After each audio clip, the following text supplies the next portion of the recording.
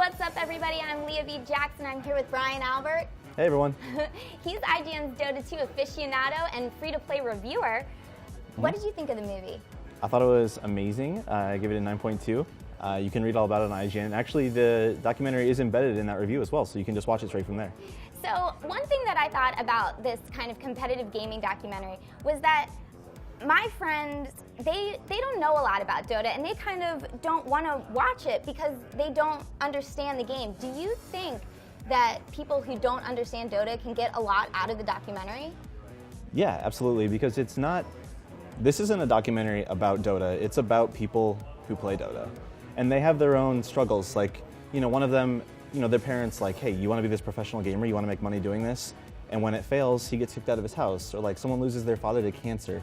It's about these people struggling to be the best at something while also dealing with these real world struggles. And I think that's something that anyone can relate to. Right, so it has a lot of really personal life stories that are relatable to anyone, not just people who like Dota.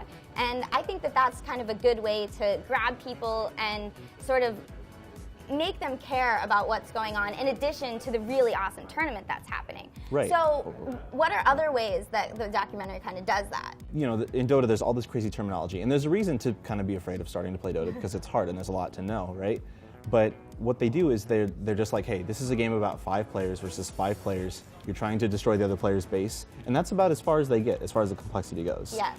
And every once in a while, if they'll say like, oh, during a draft you pick your players, they'll kind of make it very clear what's going on. They'll put up little images and they'll say like, here are the rules.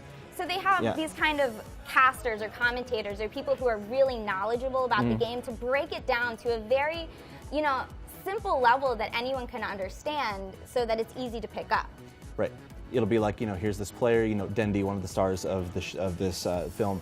It'll be about his family, and then, it cuts a break to the match. And so there's like, it's not just like full matches, full stats and numbers. Exactly. It's like, it's broken up into little bits that are easy to understand. And speaking of things that are easy to understand, the way that Valve kind of takes these epic moments that are really memorable for fans of Dota who've been watching it for a really long time, they kind of created these awesome cinematics that sort of tell these moments in a new way that's really easy to understand because they look so awesome. So Dota's not a bad looking game at all, right?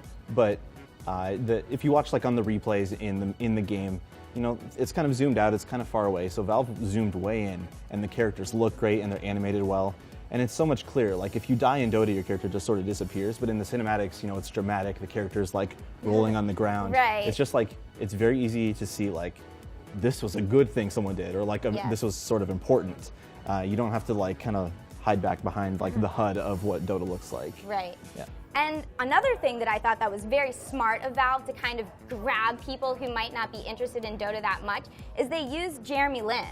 Right. A very famous NBA basketball player at the front and center of the documentary. He's there within the first 5 minutes or so. Right. I was at the premiere actually in San Francisco at the Castro Theater, and when he showed up on screen, there was just crazy applause. It's kind of neat to see, this professional NBA player.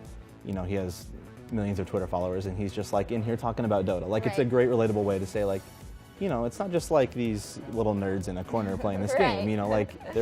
People like this game, and it's not impenetrable.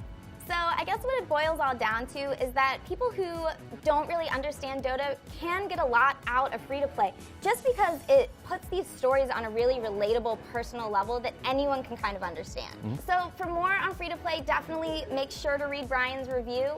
And for more on Dota 2, keep it locked to IGN.